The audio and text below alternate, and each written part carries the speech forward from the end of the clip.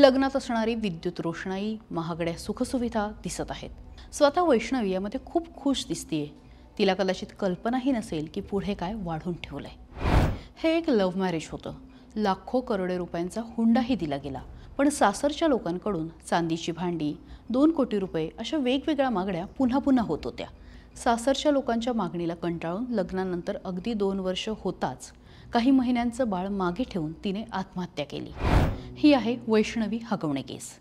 आणि हे सगळं दिलं असताना मुलीला सासरच्या लोकांनी त्रास देणं थांबवलं नाही असं मुलीच्या घरच्यांनी सांगितलंय। शशांक हगवणे असं मुलीच्या नवऱ्याचं नाव। वडिलांनी सांगितलं, शशांक मुलीवरती संशय घेत होता। या संशय वृत्तीतूनच तिला मारहाण व्हायची। वडील मुलीच्या प्रेमाखातर देत राहिले, मात्र सासरचे त्यांचा फायदा घेतच होते।